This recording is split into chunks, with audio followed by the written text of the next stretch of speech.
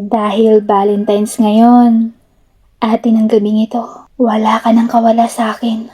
Ako si Trixie. Gusto ko lang naman magkaroon ng boyfriend. Unang-una, ako na lang ang walang boyfriend sa trabaho. Kaya tampulan ako ng pangtutuya ng mga kasama ko. Pero hindi ako papahuli sa kanila. Mapamaraan ako dahil Valentine's ay magkikita-kita na naman kami sa park. Sisiguraduhin ko na may ihaharap ako sa mga kaibigan ko. May nakapagsabi sa akin na merong mabibili sa Divisoria na kayang gayumahin ng lalaki at susunod sa lahat ng gusto ko. Agad kong biniyahe iyon at hinanap ang store na yon. Sikat pala siya kaya kahit gaanong hirap, pagod, puyat ang inialay ko basta bago mag-Valentine's ay makuha ko na at maiuwi ko na ang gayuma para sa lalaking natitipuhan ko. Hindi nga ako nagkamali. Nagkaroon ako ng hinahanap ko. Umuwi ako ng mabilisan at sabik na gamitin ito. May ilang mga bagay lang na gagawin bago simulan ito. Dapat munang magkita kami ng lalaki kahit na di kami mag-usap basta maisingit ko lang sa kanya ang isang hibla na para bang kapag naidikit ko ay akin na siya. Tamang-tama, may dance party. Ang mga ka-workmate ko. Siyempre, di ako papahuli at siguradong nandoon si Limuel. Siya ang tipo ko. Matipuno ang katawan, halos bato-bato ang muscle. Talagang nakakatulo laway. Basta hairstyle niya pa lang, para na akong nanalo sa loto. Pumunta ako at nag-aaya nga siya na makipag-sweet dance sa kanya. Tumayo ako at nag-volunteer. Siya namang desisyon na di niya pinag-aalinlangan. Kapag naidikit ko na ito sa kanya, simula na ng pag-ibig niya sa akin. Kaya habang nagsasayaw kami ay ginawa ko na ang gayuma. Isang paraan lang yon pero gumana agad. Nahumaling siya sa akin na para bang ayaw akong makalayo man lang sa kanya.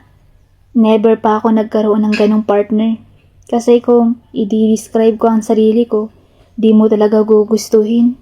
Mababa lang ako, maitim, sira-sira ang ngipin, at bako-bako ang mukha. Na para bang sinaunang tao na pinagkaitan ng maayos na mukha. Pero ito namang si Limuel ay kabaliktaran. Kahit nakatalikod ay gagana talaga ang apil niya.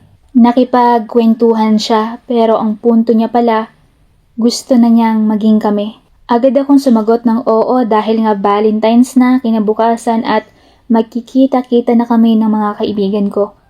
Sa group chat namin ay inaasar nila ako.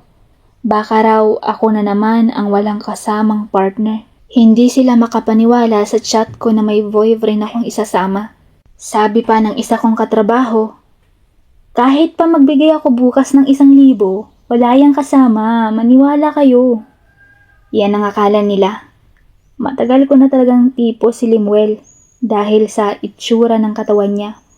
At umuwi nga ako sa unit ko na kasama si Limuel. Instant talaga.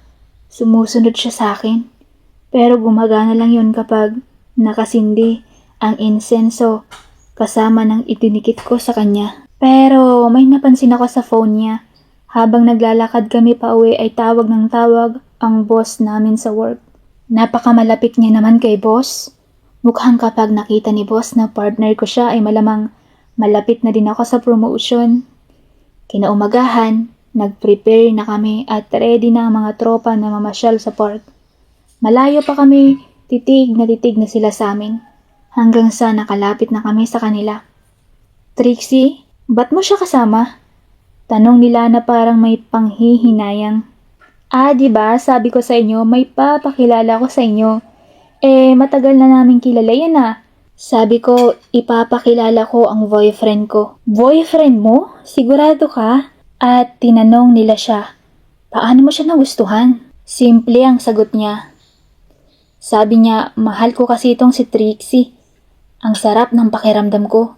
Wala na akong mahihiling pa sa mga sandaling iyon. Sadyang magiging masaya ang Valentine's ko. Umuwi kami at inayos ang sarili. At inaya niya ako sa mamahaling hotel Doon daw namin pagsasaluhan ang pag-ibig namin. Pumayag ako dahil napakasaya sa mga sandaling yon. Siya ang una at mararanasan ko na rin ang pawang kwento lang ng mga kaibigan ko na akala ko ay di ko na masusubukan. Pumunta na kami at nilasap namin ang gabi ngayon. Grabe talaga. Kapag gustong gusto mo ang tao, gagawin lahat para sa pag-ibig. Ganun ko siya sinimot. Sabi niya pa, pagkatapos namin gawin ang gusto ko, kakaiba daw ang performance ko. At ganun daw ba ako kasabik, na habang tumatagal at lumalalim ang gabi, nag-iiba-iba ang mga sagot niya sa akin, na para bang naguguluhan siya ba't kami magkasama. May nabanggit pa siya, kadiri kadaya no ba? Na para bang sa sandaling yon ay natauhan siya. Binuksan niya ang ilaw at nagulat siya. Trixie? Bakit kita kasama? Bakit tayo nakaano ng mga damit? Naku naman, ano ito? Nashock din ako sa reaksyon niya. Parang nakarinig na ako ng ganong reaksyon. Tama po yung reaksyon ng mga Becky na nasa parlor. Napatanong ako sa sarili ko. Si Limuel? Bakla?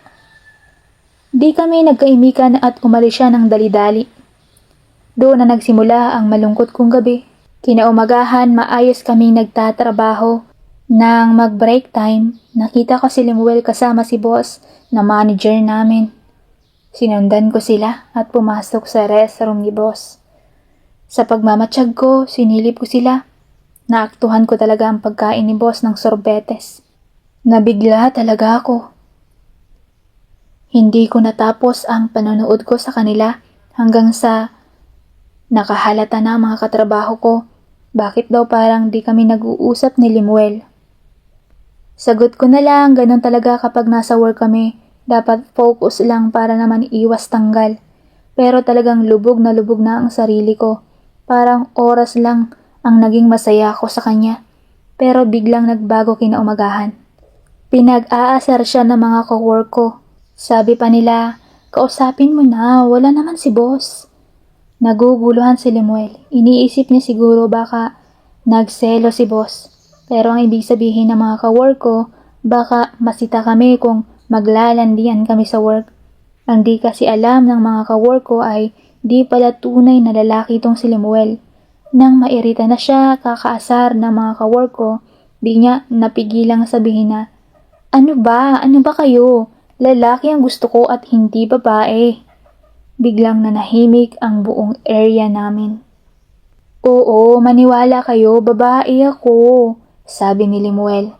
Ako lang atang hindi nagulat dahil kinutuban na ako sa kanya. Pero ako naman ang hindi ko matanggap. Ay dapat talaga ay kami, pero mas gusto niya si boss. Nagawa niya ng lahat-lahat pero ako ito naguguluhan. Iniisip ko tuloy, tama ba ang ginayuman ko siya? Ngayon tuloy, di ko alam ang gagawin ko. Iba ang gusto niya. Ako ang may kasalanan ng lahat. Ginusto ko kasi yun pero di ko expected na malambot siya. Habang dumadaan ang mga weeks, ay lumulobo ang tiyan ko at nagsusuka ako sa umaga. Yun na palang bunga ng panggagayuma ko. May nabuo sa ginawa namin ng Valentine's evening. Ipinialam ko agad ito kay Limuel. Di siya makapaniwala. Sabi niya pa, alam mo naman na lalaki ang gusto ko. Sumagot na lang ako ng oo, alam ko pero paano ito? Sinong magiging ama nito?